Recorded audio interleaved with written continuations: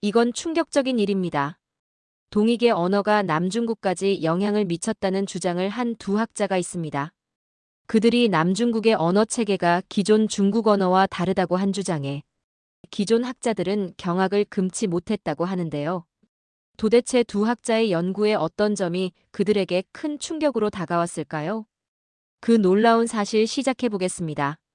그 전에 잠시 2초만요. 구독, 좋아요, 알림 설정은 영상 제작에 큰 힘이 됩니다. 조용한 학자의 길을 걸어온 두 사람, 데이비드 브래들리와 제임스 A. 마티소프. 그들은 서로 다른 길을 걸어왔지만 공통된 질문 하나에 평생을 바쳤습니다. 언어는 어디서 왔을까? 그리고 어디로 전해졌을까? 이야기는 20세기 중반 미국에서 시작됩니다. 마티소프는 1937년 미국 보스턴에서 태어났습니다. 어린 시절부터 언어에 흥미를 느꼈던 그는 하버드 대학교에서 언어학을 공부하며 깊은 학문적 호기심을 키워갔습니다. 이후 UC 버클리에서 박사 과정을 밟으며 그가 평생 몰두하게 될 주제 시노티베트어족과 운명처럼 만났습니다. 그는 주로 언어 접촉 이론에 기반하여 이 지역의 언어들이 단일한 중국어계 언어가 아니라 다양한 계통의 혼합 구조임을 주장하였습니다. 이는 고대 동이족 언어가 일부 남중국어족 언어에 영향을 미쳤을 가능성을 열어두었습니다. 한편 브래들리는 미국에서 태어나 런던 대학교에서 언어학을 공부했습니다. 그는 이후 호주로 건너가 라트로브 대학교에서 연구와 교육에 헌신하게 됩니다. 그의 연구 여정은 동남아시아의 깊은 산속과 고원지대를 향하고 있었습니다. 언어 접촉 이론에 기반하여 이 지역의 언어들이 단일한 중국어계 언어가 아니라 다양한 계통의 혼합 구조임을 주장하였습니다. 이는 고대 동이족 언어가 일부 남중국어족 언어에 영향을 미쳤을 가능성을 열어두었습니다. 두 사람은 직접 만나 함께 연구하지는 않았지만 공통된 문제의식으로 서로 다른 현장에서 언어의 뿌리를 찾아 나섰습니다. 그들이 집중한 언어는 일반적으로 잘 알려지지 않은 소수 언어들이었습니다. 하지만 바로 그 낯선 언어들 속에 언어의 기원과 진화에 대한 중요한 단서들이 숨어 있었습니다. 마티소프 교수는 시노티베트어족의 방대한 어휘 자료를 체계적으로 수집하고 분류했습니다. 그는 시노티베트 어원 사전 및 시소러스 프로젝트를 이끌며 수십 년 동안 약 100만 개의 어휘 데이터를 정리했습니다. 그의 연구는 언어 간의 미세한 어휘적 유사성과 차이를 통해 언어의 계통을 밝혀내려는 시도였습니다. 그는 언어라는 것이 단일한 뿌리에서 나왔다는 기존의 견해를 의심하며 복잡하고 얽힌 역사 속에서 언어가 서로 영향을 주고받으며 발전해 왔음을 보여주었습니다. 브래들리 교수 역시 같은 관점에서 언어를 바라보았습니다. 그는 특히 언어 접촉과 혼합의 중요성을 강조했습니다. 중국 남부와 동남아시아의 다양한 소수 언어들은 단순히 중국어에서 갈라진 것이 아니라 서로 다른 언어 계통이 만나고 뒤섞이며 형성된 것이라 보았습니다. 라후어와 리수어처럼 수천 년 동안 다양한 민족이 오고 간 지역의 언어들은 단일한 계통으로 설명되기 어려운 특징들을 지니고 있었습니다. 그들은 언어의 기원을 찾는 과정이 단순한 과학적 분류 작업이 아니라 사람들의 삶과 역사를 함께 들여다보는 작업임을 잘 알고 있었습니다. 언어는 그저 말의 체계가 아니라 문명과 기억, 문화와 정체성이 담긴 생생한 유산이었습니다. 흥미로운 점은 이들의 연구가 직접적으로 한국어를 다루고 있진 않지만 한국어 기원에 관한 학문적 논의에 새로운 시사점을 제공하고 있다는 사실입니다. 왜냐하면 리수족과 라후족은 주로 중국 남서부인난성, 미얀마, 태국 북부에 거주하며 이 지역은 고대 동이족의 남하 경로로 지목되는 곳과 겹치기 때문입니다. 그래서 동이족이 북방에서 남하하며 다양한 소수 언어족과 접촉했을 가능성을 제시하게 됩니다. 실제로 치우 전투에서 황제 헌원에게 패배한 동이족은 남하하였다는 역사적 고증이 있습니다. 인류학자들은 동이족을 활쏘기, 점술, 태양 숭배, 새 숭배 등으로 특정하는데 이러한 요소 일부가 리수족과 라후족의 전통 문화와 겹친다는 사실이 밝혀졌습니다. 예를 들면 리수족은 전통적으로 활쏘기 축제를 열며 새를 신성시하는 신앙이 존재합니다. 고대 동북아시아에서 있었던 언어 접촉의 가능성, 그리고 중국 중심의 단일 언어 기원론에 대한 비판적 시각은 한국어의 정체성을 새롭게 이해할 수 있는 이론적 배경이 되기도 합니다. 이처럼 조용한 학자의 길을 걸으며 남들이 잘 들여다보지 않던 언어들을 깊이 연구해온 두 사람. 그들은 소리 없는 언어들의 속삭임을 들으며 우리가 어디서 왔는지를 묻는 여정의 길을 밝혀주고 있었습니다. 시간이 흐르면서 두 학자의 연구는 새로운 국면을 맞이합니다. 1980년대 후반 아시아 전역에서 문화적, 정치적 변화가 일어났고 그 흐름은 학문 세계에도 커다란 영향을 미쳤습니다. 다양한 민족들이 자신들의 정체성을 재발견하며 언어에 대한 관심도 급증했습니다. 이때 두 학자의 연구는 조명받기 시작합니다. 브래들리 교수는 미얀마 국경 지역을 중심으로 라후어와 리수어를 집중적으로 연구했습니다. 그는 언어뿐 아니라 그 언어를 사용하는 사람들의 삶 속으로 들어갔습니다. 어떤 때는 전기가 들어오지 않는 마을에서 촛불을 켜고 라후족 노인의 구술을 받아 적었고, 또 어떤 때는 길도 없는 산을 넘어 리수족 마을까지 직접 걸어 들어갔습니다. 그렇게 수십 년간 현장을 누비며 기록한 자료들은 단순한 언어 데이터가 아닌 삶의 역사로 남게 됩니다. 그는 다음과 같은 사실을 발견했습니다. 예를 들면 한국어는 주어, 목적어, 서술어 순으로 문자가 배열됩니다. 예를 들면 나는 밥을 먹는다라는 형태입니다. 그리고 간단히 SOV 어순이라고 합니다. 그런데 중국어는 SVO 어순입니다. 다시 말하면 나는 먹는다, 밥을 의 형태로 어순이 배열됩니다. 그런데 중국 남부 소수 언어 예를 들면 마오야오 티베트 버막의 일부는 한국어와 같은 SOV 구조를 가지고 있습니다. 이는 문법적으로 가깝다고 말할 수 있는 첫 단서로 해석되기도 합니다. 그런데 이런 문법적 구조가 중국어에는 없습니다. 그리고 고대 동이족의 언어가 SOV 구조였다면 그 잔재가 남아있는 것일 수 있다고 주장했습니다. 그리고 단어를 연구했습니다. 예를 들면 불이라는 단어는 남중국어에서 픽의 어두가 유사합니다.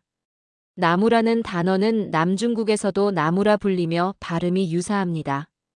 집도 마찬가지로 발음이 유사합니다. 그는 이것이 언어 접촉이 있어야 가능한 현상으로 판단했습니다.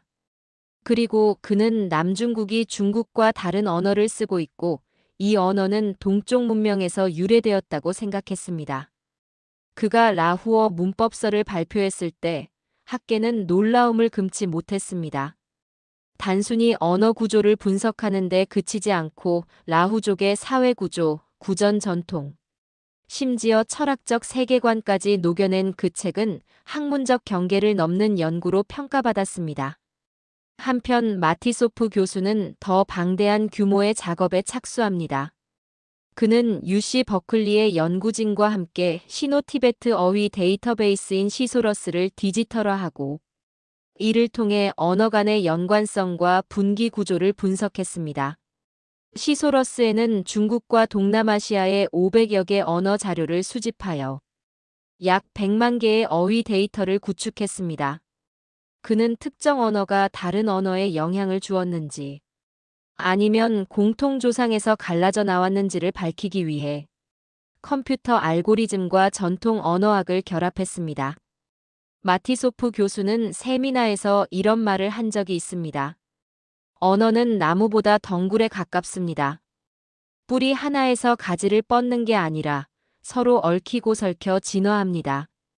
이 말은 그의 언어관을 잘 보여줍니다. 그는 언어의 혼합성과 접촉을 단순한 예외가 아니라 언어 진화의 핵심 요소로 보았습니다. 그는 시소러스 프로젝트 중반에 연구 노트를 정리하며 이전까지 연구자들이 무시했던 주변부 언어들에서 반복적으로 등장하는 단어군에 주목했습니다. 이 언어들은 소리는 다르지만 음의 높낮의 변화를 주어 다른 의미를 갖게 합니다. 이것은 중국어에는 없고 오히려 한국어의 억양 차이 및 방언과 비슷하게 작용한다는 것을 알게 되었습니다. 예를 들면 진짜 라는 단어에서 높은 억양이면 놀람 또는 확인의 의미입니다. 그러나 낮은 억양이면 비꼬거나 냉소적인 의미로 쓰입니다. 그리고 타이게, мя오야오어 등에서는 상대방의 지위에 따른 존칭어의 변화가 나타나는 것을 발견했습니다. 다시 말하면 우리나라 말과 같이 먹다라는 단어에서 할머니께는 진지를 드셨어요? 상사에게는 식사하셨습니까? 친구에게는 밥 먹었어? 라고 말합니다. 한국어의 존댓말 체계와 비슷하고 문화적 공통성이 존재합니다. 그리고 중국어에는 존재하지 않습니다. 이것은 동이계 언어가 남중국 소수 언어에 영향을 주었을 고고학적 가능성을 열어주었습니다. 이러한 가설은 기존 시노티베트어족 분류 체계에 혼란을 주었지만 동시에 학계에 새로운 생기를 불어넣었습니다. 점차 아시아 각지의 연구자들이 자신의 필드워크 자료를 마티소프의 데이터베이스에 기여하며 시소러스는 단순한 어휘 사전을 넘어 언어사 연구의 플랫폼으로 자리 잡았습니다. 두 학자의 연구는 기존의 언어 계통론적 사고에 강한 문제를 제기했습니다. 특히 중국어를 중심으로 모든 동아시아 언어가 형성되었다는 중심과 주변 구조의 반기를 든 것입니다. 대신 그들은 언어 간 상호작용과 지역적 다중성에 주목했습니다. 이는 결국 한국어 기원에 대한 논의에서도 새로운 시각을 제공하게 됩니다. 수많은 학자들이 발표한 논문에서 이렇게 말합니다. 마티소프와 브래들리의 연구는 한국어가 고립된 언어가 아니라 다양한 동북아 언어들과 접촉하며 형성되었을 가능성을 강하게 시사합니다.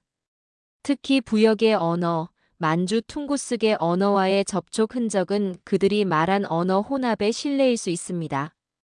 예를 들면 만주어의 말과 몽골어의 말 등이 유사합니다. 이는 기마 문화와 접촉한 결과로 볼 수 있습니다. 그리고 한국어의 존칭을 위한 높임법이 동시에 존재합니다. 한국어, 만주어, 퉁구스어는 모두 SOV 어순입니다. 또한 자음 교체나 특정 음운 규칙이 한국어와 퉁구스계 언어 간의 유사한 경향을 보입니다. 브래들리 교수는 한 인터뷰에서 다음과 같이 언급했습니다. 우리는 흔히 언어를 문법과 발음의 문제로만 보지만 그 언어를 사용하는 사람들이 누구인지, 그들의 역사와 이동 경로, 문화적 맥락이 어떤지를 함께 봐야 합니다. 마티소프 교수도 한국제언어학 콘퍼런스에서 언어를 배우고 연구하는 것은 곧 인간을 이해하는 길입니다. 라고 말하며 언어학이 단순한 학문을 넘어서 인문학의 중심임을 강조했습니다. 이제 학문적 지형은 바뀌기 시작했습니다. 언어는 국경선 안에 갇힌 것이 아니라 사람들과 함께 흘러가고 섞이며 새로 태어나는 것이라는 사실이 점점 더 인정받게 된 것입니다. 세계 언어학계는 큰 전환점을 맞이하게 됩니다. 기술의 발달과 더불어 언어 데이터베이스와 유전자 분석, 고고학적 발굴 결과가 서로 결합되기 시작한 것입니다. 이 흐름 속에서 브래들리와 마티소프의 연구도 새로운 주목을 받았습니다. 이 무렵 중국 남서부 윈난성 인근에서 출토된 청동기 유물과 함께 고대 문자 흔적이 발견되었다는 뉴스가 국제 학술지에 실립니다. 이 문자들 중 일부가 티베토 버마 계열의 고대어와 유사하다는 분석이 제기되며 언어와 문명의 관계에 대한 연구가 급물살을 탑니다. 이러한 흐름 속에서 마티소프 교수는 한 국제 언어학 심포지엄에서 기조 강연을 맡게 됩니다. 그는 이 자리에서 언어의 분류 체계보다 더 중요한 것이 사람들의 이동과 접촉임을 강조하며 고대 동북아시아의 언어 접촉 지도를 공개합니다. 여기엔 만주, 한반도, 일본열도, 윈난성까지 포괄하는 경로가 시각화되어 있었고, 한국어와 티베토 버마어의 경계가 단순한 단절이 아닌 연속성 속에 있다는 가설이 담겨 있었습니다. 동북아 언어 및 문화 교류 국제학술 대회는 이들에게 전환점이 됩니다. 이 학술 대회에서 두 사람의 연구가 주요 주제로 소개되었고, 마티소프 교수는 한국어, 일본어, 만주어, 티베토 버마어 사이에 어휘적 유사성과 구조적 접점을 발표했습니다. 우리는 언어를 민족의 경계로 이해해왔지만, 이제는 언어를 삶의 흐름과 접촉의 궤적 안에서 보아야 합니다. 이때 한 중국인 학자가 손을 들며 말을 했습니다. 교수님의 언어학 연구는 중국의 중앙언어기원설에 위배되는 발언입니다. 어떤 근거로 이런 발표를 하셨는지요? 순간 청중들은 뜻밖의 발언에 숨을 죽이고 있었습니다. 그러나 마티소프 교수는 담담히 다음과 같이 발표를 하셨습니다. 역사는 승자에 의해 얼마든지 바꿀 수 있습니다. 그러나 존재했던 언어의 흔적은 결코 지울 수가 없습니다. 언어학자의 생명은 언어 데이터를 기반으로 한 분석입니다. 버클리의 언어 데이터에서는 100만 개의 어휘를 바탕으로 이러한 결론에 도달했습니다. 100만 개의 어휘 데이터. 그렇습니다. 역사는 왜곡될 수 있지만 그들의 기억 속에 남아있는 100만 개의 어휘 데이터는 결코 무시하거나 바꿀 수 없었습니다. 순간 환호성과 박수가 터져나왔습니다. 가슴 깊은 곳에서 무언가가 울컥 올라왔습니다. 학자의 학문적인 양심과 사실을 발견한 수많은 자료의 자부심이 그들의 가슴을 울렸습니다. 수십 년간 외면당하던 언어의 조각들이 이제야 제자리를 찾았습니다. 언어는 사람들의 기억입니다. 기억은 나누어질 수 있고 함께 만들 수도 있습니다. 언어는 살아있습니다. 살아있기에 우리는 그 안에서 길을 찾을 수 있습니다. 누군가 조용히 자신이 수집한 방언 노트를 꺼내 들었습니다. 낡은 종이 위에 적힌 말들은 잊힌 시간이 아니라 지금 이 순간에도 숨 쉬고 있는 생명이었습니다. 그제야 모두가 알았습니다. 언어는 과거가 아니라 우리 삶 그 자체라는 것을. 이 순간 참석자들은 학문이 단지 책상 위의 지식이 아닌 인간과 인간을 잇는 달이라는 사실을 다시금 느끼게 되었습니다. 이제 두 학자는 각자의 자리에서 조용한 마무리를 준비하고 있었습니다. 마티소프는 UC 버클리 명예교수로 퇴임한 후에도 자신의 연구실을 지키며 시소러스 프로젝트의 정리와 후속 세대에게 자료를 넘겨주는 일에 집중했습니다. 그는 마지막 논문에서 이렇게 남깁니다. 우리가 남긴 수많은 단어들 속에서 다음 세대는 새로운 이야기를 발견할 것입니다. 그들은 그 발견으로 우리가 이룩하지 못한 것을 완성해 갈 것입니다. 브래들리 교수는 라트로브 대학에서 명예직을 맡으며 젊은 연구자들의 현장 조사를 돕는 역할로 옮겨갔습니다. 그는 여전히 라후어 마을을 방문하고 있었고, 한 다큐멘터리 제작팀과 함께 언어의 기억을 주제로 한 영상 작업도 시작했습니다. 어느 날 한 세미나에서 언어학 전공 대학원생은 다음과 같은 발표를 합니다. 브래들리와 마티소프의 연구는 단지 언어의 구조를 밝힌 것이 아닙니다. 그들은 언어를 기억의 장소로, 만남의 매개로 만들었습니다. 그녀는 이어 우리의 언어도 그처럼 다른 언어들과 접촉하고 섞이며 살아있다는 사실을 잊지 말아야 합니다. 라고 덧붙였습니다. 발표가 끝난 뒤 행사장에선 조용한 박수가 울려 퍼졌습니다. 누군가 눈시울을 붉혔고 또 누군가는 한국어의 기원을 다시 생각해보게 되었다고 말했습니다. 이처럼 두 언어학자의 조용한 헌신은 세대를 넘어 새로운 질문을 낳고 있었습니다. 언어는 사라지지 않습니다. 누군가가 그것을 기억하는 한, 말해주는 한, 그것은 살아있습니다. 이야기는 여기까지입니다. 두 학자의 언어 연구에 대한 열정, 그리고 중국 중심이 아니라 오히려 중국어가 동이계에서 영향을 받을 수도 있다는 사실은 이런 사실을 모르고 살아왔던 우리들에게 큰 교훈을 주고 있습니다. 동이족의 생활권이었던 남중국. 그래서 언어 체계도 비슷한 두 지역. 어쩌면 우리의 잊혀진 역사가 우리 스스로 생각하는 것보다 더 거대했다는 사실에 큰 자부심을 느낄 수 있었습니다. 부족한 영상 자료에도 끝까지 시청해주신 시청자 여러분에게 깊은 감사를 드립니다. 그리고 댓글로 영상 제작에 도움을 주신 시청자 여러분에게도 감사드립니다. 감사합니다.